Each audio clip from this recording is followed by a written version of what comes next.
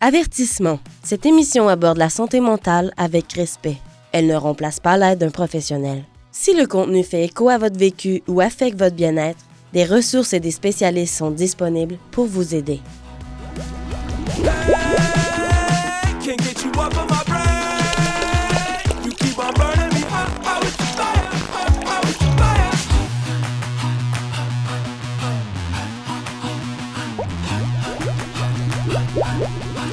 Bonjour à toutes, bonjour à tous. Le cerveau dans le clou. On va essayer de vous enlever le cerveau du clou aujourd'hui avec Diane Lefort, qui est directrice générale du Centre d'entraide Contact de Warwick depuis 2013 déjà, oui. Pas mal. Diplômée en sciences sociales, en mobilisation et développement des communautés et en santé mentale et en techniques d'éducation spécialisées. Comme je le disais jadis, vous êtes équipés pour veiller tard, n'est-ce pas? Oui, mais on va en parler du féminisme. Oui. Bien, on s'en va dans le féminisme, justement. Il y a tellement de définitions du féminisme, il y a tellement de... Autrement dit, le nom, pour Diane Lefort, qui est dans le milieu, qui a vraiment les mains dedans, qu'est-ce que c'est le féminisme? Donnez-moi une définition. Qu'est-ce que vous appelez féminisme? Bien, c'est de tenter d'avoir une égalité entre les sexes. Une égalité économique, une égalité sur un peu tout, une égalité de dire je suis égaux à toi, puis je devrais avoir les mêmes conditions de vie que toi. Toi, l'homme. OK. Et dans l'émission sur la prostitution, à un moment donné, vous aviez dit, ouais, mais c'est sûr, c'est les pays machos. Vous avez parlé de la France qui était macho. Oui. Alors, donc, par rapport à ça, le machisme, ce serait l'opposé de ça. Ce serait donc une partie de la population, les hommes, qui décide de maintenir les femmes dans un état où il n'y a pas égalité. Oui. Est-ce que ça résume un peu Bien, je ne sais pas si c'est volontaire ou ils le font parce que c'est la culture ou parce que c'est de génération en génération, mais il y a un petit côté qui est de la masculinité. Ah, dis-moi-le pour moi. Masculinisation. Toxique. C'est la grosse mode ces temps-ci avec les women, les trad women, les femmes traditionnelles. Là. Ça revient beaucoup à la mode. C'est ça qui est en train de se produire, mais c'est un petit groupe. Je dirais pas que tous les hommes ne sont pas contre le féminisme, ils sont pas contre le féminisme, mais il y a une partie qui aime les rôles bien définis, bien genrés, puis notre culture l'amène à travers les âges. Puis je me dis, c'est pas encore gagné. Puis des fois, on dit, c'est peut-être rétrograde, là, le féminisme, en 2026, arrête. Mais on n'a pas tout gagné, puis tout peut nous glisser sous les pieds. Tous les acquis qu'on a peuvent facilement nous glisser sous les pieds. Surtout tout ce qui est par rapport à la santé mentale de la femme. Oui, mais avant d'aborder la santé mentale, restons dans l'égalité. C'est pas que je veux donner un cours, mais la civilisation, il me semble, corrigez-moi Diane Lefort, mais c'est, autrement dit, je vois que vous avez une belle montre. Puis moi, je l'aime, fait que je la prends. Ou alors, je vais chez vous, puis il y a, je sais pas, je vais à la salle de bain, puis il y a un beau bibelot, puis je me dis, c'est le fun, ça, je le prends, je le mets dans les poches. Ou j'arrive chez vous, puis et après ça, ben, tout à coup, tu vois, je sais pas, vous voyez un beau gars, la fille est mariée, elle dit, mais il est beau, lui, vous arrangez pour l'avoir. Autrement dit, la civilisation fait que on met en place des mécanismes qui font que spontanément, ce qu'on ferait, c'est casser la gueule à quelqu'un qui nous écoeure. Non. On va commencer à être plus... on verrait quelque chose... Autrement dit, quand on pense à la grève des policiers qu'il y a eu à un moment donné, puis la rue Sainte-Catherine avait été saccagée d'un bout à l'autre du Forum jusqu'à Berry, les vitrines, il y avait volé des bijoux. En quelques heures, tout à coup, le naturel était revenu au galop. Autrement dit, la loi, la religion, les choses sont là pour civiliser le monde. Autrement dit que, bien, stop, ben tu le fais parce que sinon, l'autre va te rentrer dedans. Est-ce qu'on s'entend que la civilisation, ça pourrait être défini comme ça? Oui, mais il y a un côté d'hormones. C'est sûr que les hormones, tu as de la testostérone que j'ai pas. Mais reste que l'évolution fait qu'on évolue de décennie en décennie. On transmet d'autres valeurs, on s'en va vers quelque chose de plus sain, plus équilibré. D'accord, mais au départ, on a donc deux données fondamentales. On a l'homme, la femme, bon, puis les enfants, puis la famille, tout ça qui vont se développer. Mais Bon, il y a des femmes qui mesurent 6 pieds, puis des hommes qui mesurent 4 pieds 8. Là. C'est pas simplement, il y a, comme la femme porte les enfants aussi, comme c'est elle qui a des mamelles pour nourrir l'enfant et tout. Ouais. Puis l'homme, ben, c'est un autre équipement. Il y a comme dans la nature déjà des définitions, pas qui repoussent l'égalité, mais qui définissent des tâches. Oui, moi, je suis bien d'accord avec les tâches. Je peux pas nourrir le bébé, comme moi, je suis absolument d'accord avec les tâches différentes. C'est sûr, j'ai des seins. Je suis programmée pour reconnaître l'odeur du petit bébé, pour adorer ça, pour pouvoir avoir envie de le nourrir, d'en prendre soin. D'emblée, je reconnais mes hormones féminines, puis je les accepte 100%, puis je comprends les hormones masculines, c'est cool. Mais dans le quotidien, peut-on être moins genré et stéréotypé vers les genres et les sexes, parce que ça nuit beaucoup, ça nous empêche vraiment de s'actualiser en tant que femme. Puis je me dis, merde, c'est moche, là, de toujours... Oui, mais Diane, on va pas commencer à faire... On a eu une leçon de psychologie, ou de société, on va pas faire l'histoire, mais le vote des femmes, le droit à la propriété. On pense qu'il y a des femmes qui n'avaient pas le droit de posséder une maison. Ouais. Les femmes n'avaient pas le droit de voter. Le Québec était la dernière province à accepter qu'on a le voté. Tout le Canada était prêt, mais le Québec refusait. Tu sais, c'était l'époque du Duplessis, la Grande Noirceur. Puis on avait c'était aussi l'époque de l'Église. Oui, mais c'est ça, Duplessis était un petit peu catholique à ses genres. Mais bref, on était empêchés. Tu sais, c'est comme si notre quotient intellectuel, on était très infantilisés.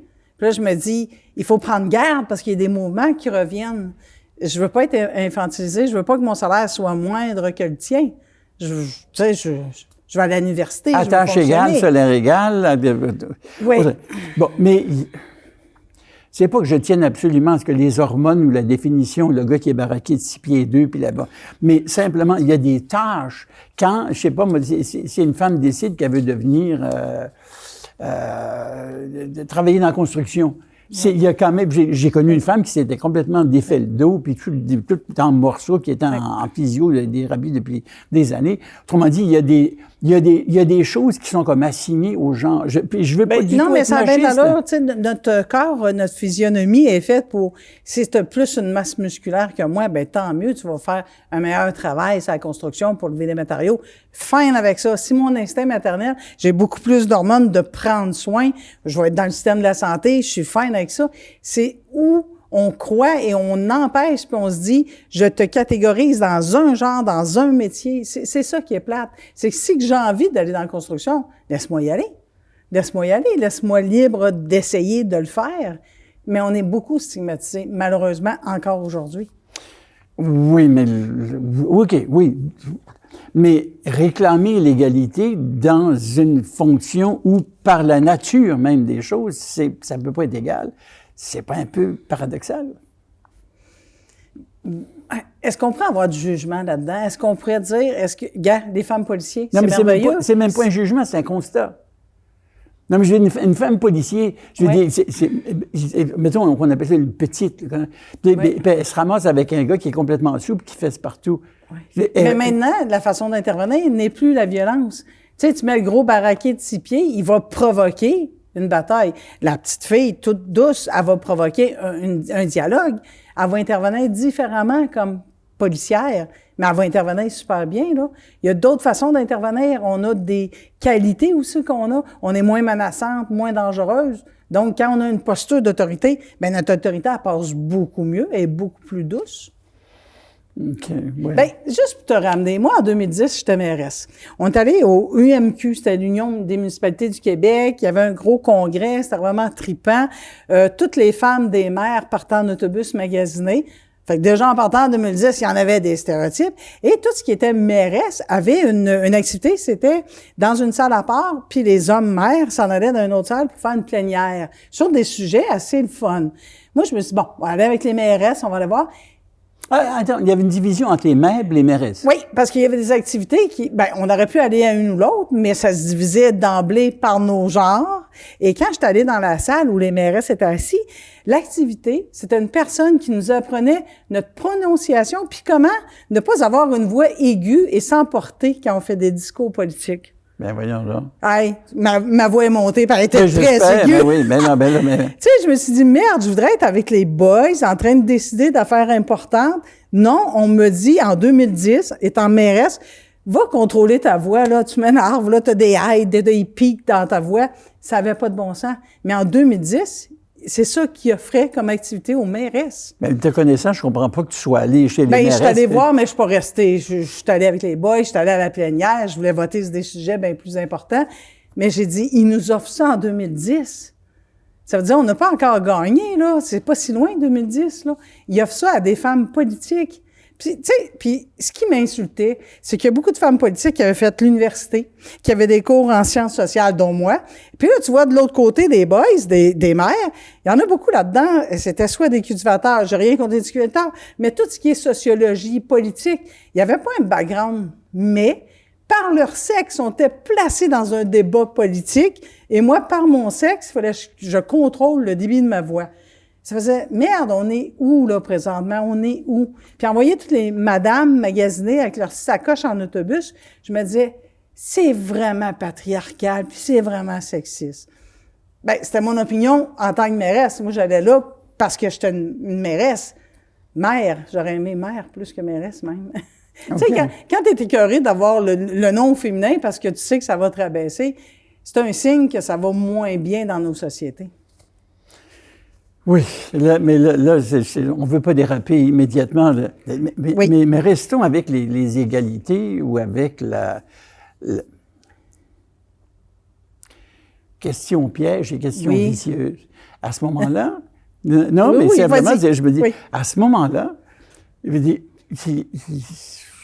je pense que une femme, si elle décide qu'elle sort ou elle décide qu'elle va dans une soirée, mettons, hein, bon, le gars va être pogné avec son habit noir, puis sa cravate, puis ses machins, puis la femme va se mettre une robe qui va la mettre en valeur, qui peut mettre ses atouts en valeur, si on voit ce que je veux dire. Oui. Il va y avoir un collier qui va amener le regard vers des atouts irrésistibles, et puis elle va être maquillée, elle va être coiffée.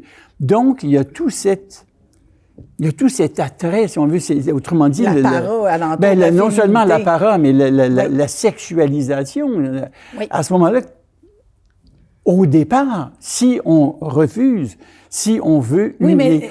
on ne veut pas juste des féminines qui... mais je veux dire... Non, mais c'est parce que... Oui, mais là, mettons, chez les lesbiennes, il y a ce qu'on appelle les Amazones. Comment on dit, celles qui se font couper un sein parce qu'elles veulent pas, elles veulent ressembler aux hommes. Puis il y a les Barbies, c'est-à-dire les petites filles avec les tutus.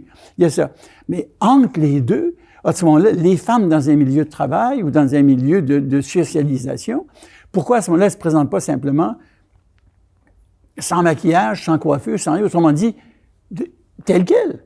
Non, mais ce que je veux dire... Mais c'est la société qui nous a donné des genres, c'est la société qui nous a vendu Barbie en continuant ça, je veux dire, on perpétue cette barbisation de la femme. Oui, mais est-ce qu'on peut être Barbie puis intelligente? Est-ce qu'on peut être Barbie puis pas se faire harceler? Est-ce qu'on peut être Barbie puis être médecin? Est-ce qu'on peut être Barbie puis juste dire, je suis Barbie, ça veut pas dire que t'as à me siffler ou m'agresser ou me faire des jokes de cul, ça me tente pas. Je suis quand même pas conne parce que je suis blonde et maquillée.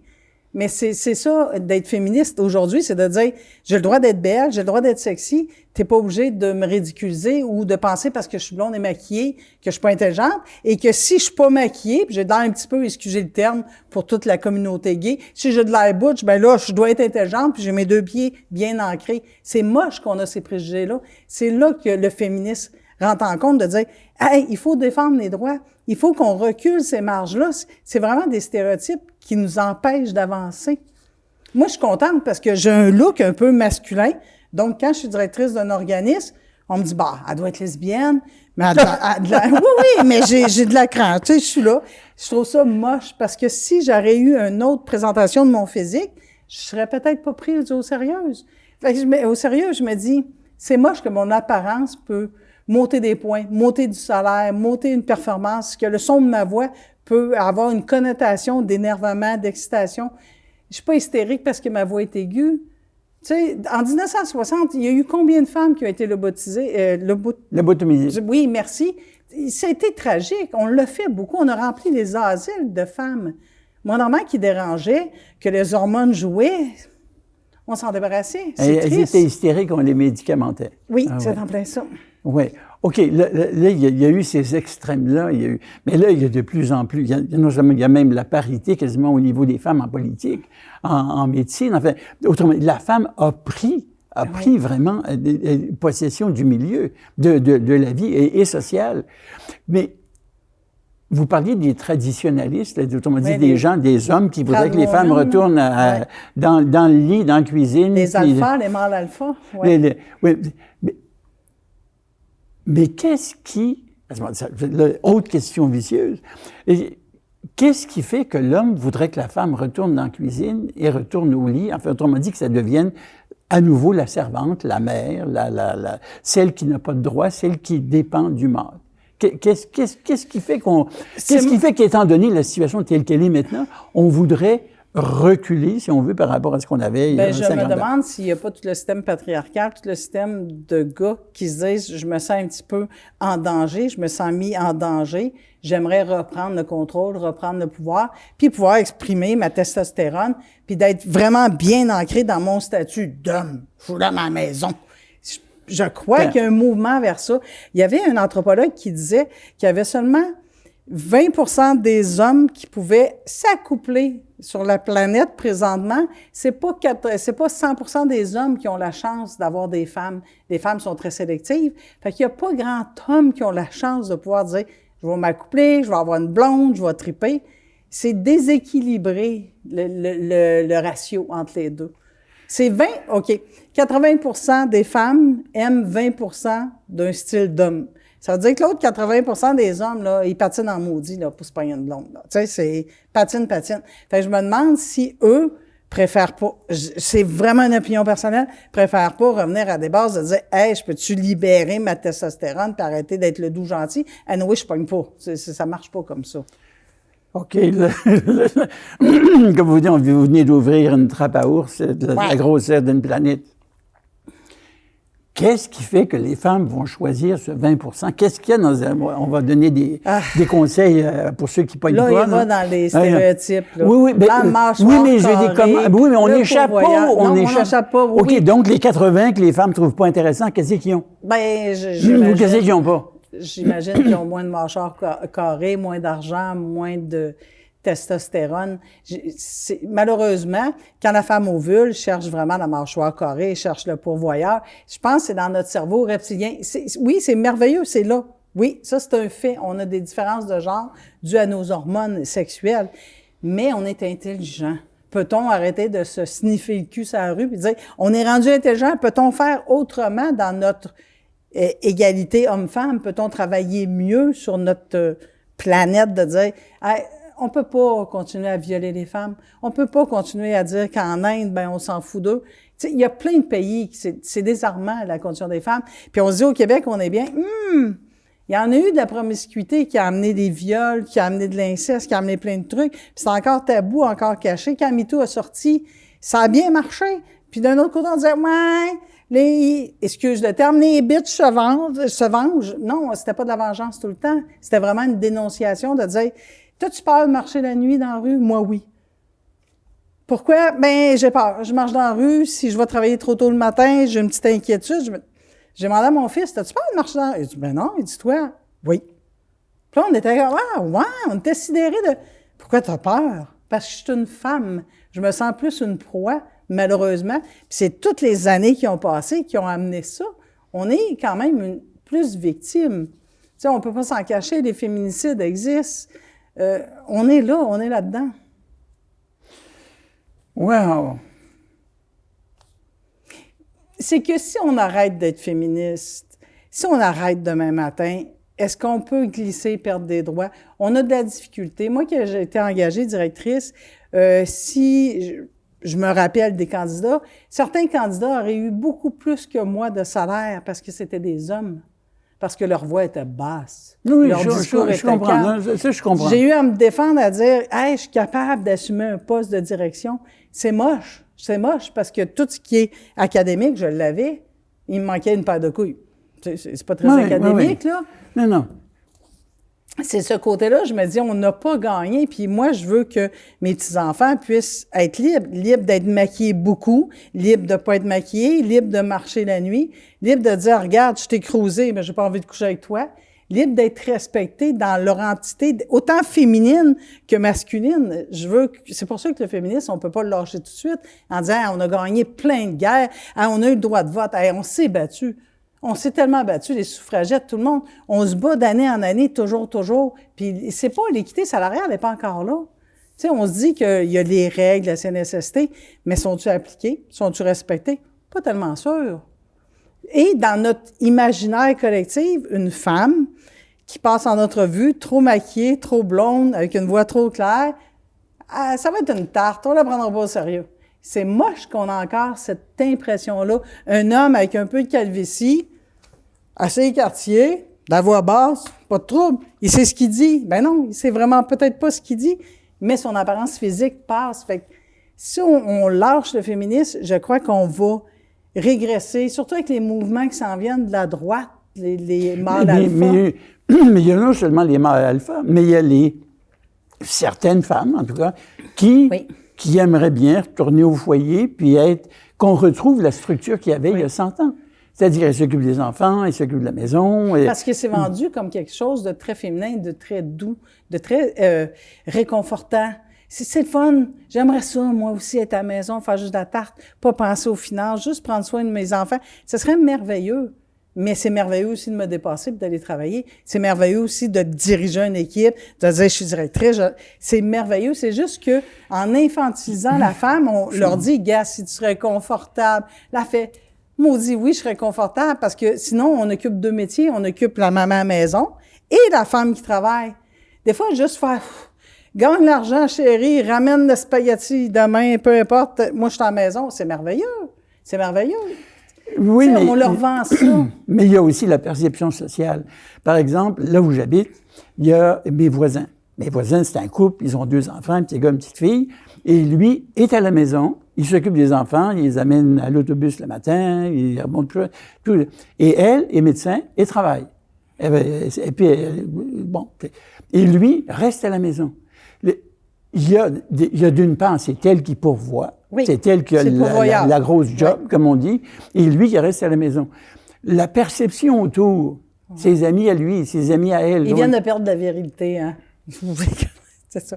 Mais c'est pour ça qu'on se bat. On se bat pour les égalités des genres. Oui, mais je veux dire, veut pas, tu dis, en principe, ça devrait être elle, puis c'est elle qui a l'équipement physique pour les enfants. Oui. Puis en même temps, ça devrait être lui qui va se battre pour amener le cash. Oui. Il y a quelque part où c'est pas juste l'homme, c'est aussi la femme.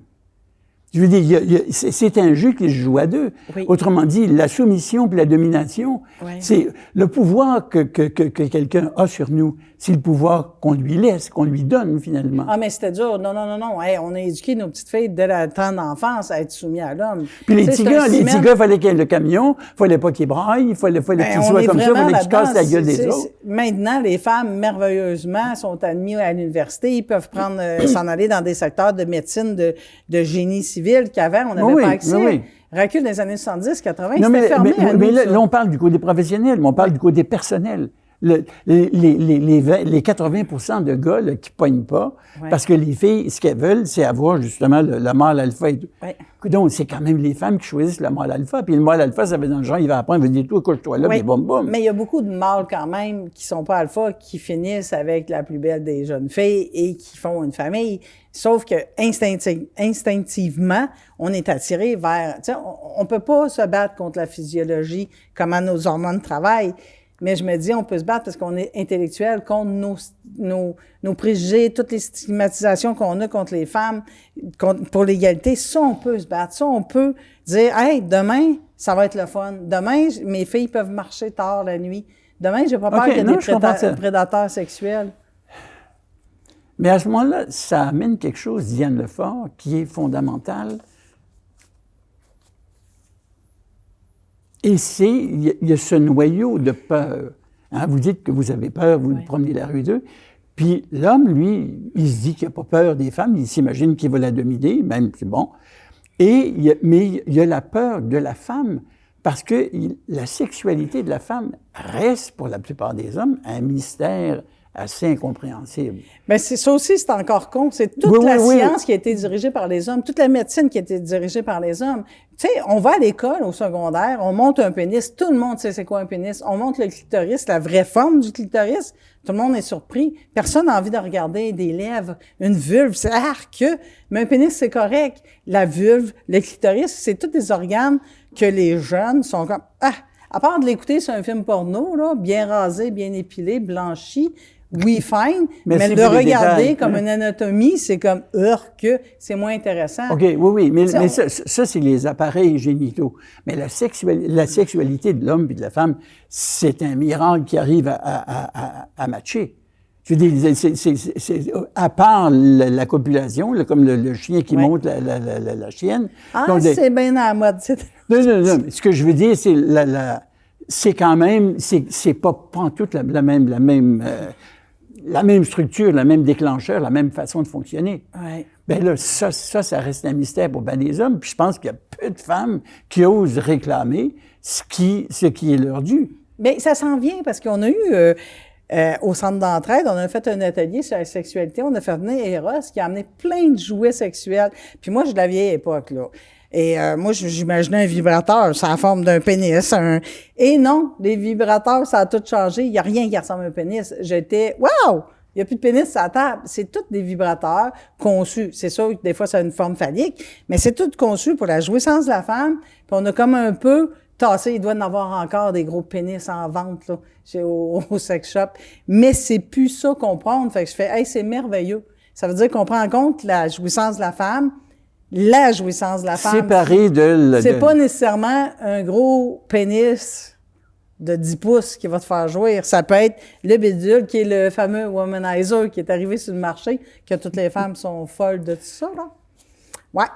Mais on a eu cette activité-là, puis la part des femmes étaient vraiment surpris. On a parlé de c'est quoi votre clitoris, où est situé votre clitoris. Je te dirais, personne ne savait la forme d'un clitoris. Ils pensaient toujours que c'était le petit bout seulement. Fait que je me dis, le féministe... incluant les femmes. Incluant les femmes. Oui, beaucoup de femmes.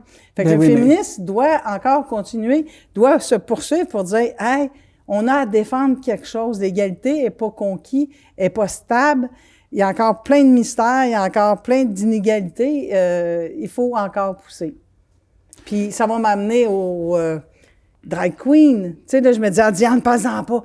Mais ça m'écoeure. Ça m'écoeure que j'ai pas le droit de me déguiser. Tu sais, mettons l'Halloween ou peu importe. Je veux me déguiser en mexicain. Ouh, politiquement incorrect. Je veux me déguiser en noir. Ouh, fais pas ça, fais pas ça. On n'a plus le droit. Mais par contre, des hommes ont le droit de se déguiser en femmes, hyper sexués. Là, mais hyper sexués. Puis de se comporter comme des crimes de folles, là, complètement folles, déjantées. Hey, c'est mon sexe à moi que tu ridiculises. C'est mon sexe à moi que t'amène tellement haut dans le clownesque, dans le ridicule, con, hypersexuel, ça m'écoeure. Ça m'écoeure que tu as le droit, toi, un homme, d'aller puis de rentrer en grande drag queen folle. Puis on accepte ça, même le féminisme commence à accepter ça en disant « Ah oui, mais c'est un sens critique. » Mais non, c'est pas ça critique. Ils sont pas là pour critiquer quoi que ce soit. Ils sont là pour s'amuser, faire un show. Mais c'est moche.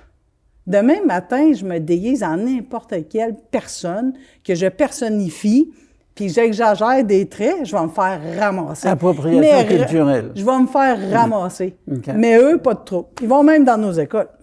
Fait que tu fais, OK, fine, mais je comprends pas pourquoi on me défend pas moi. Tu sais, on peut plus utiliser les N-words, mais on peut dire encore con, conne. Savez-vous c'est quoi un con? Mais oui. Oui, mais pourquoi on l'utilise encore? Pourquoi moi, la sorcière? Pourquoi on se déguise encore en sorcière à Halloween?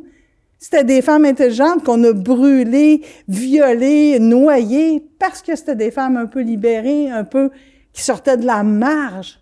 On les a chassées comme des débiles. Mais c'est d'une tristesse qu'on a faite aux femmes.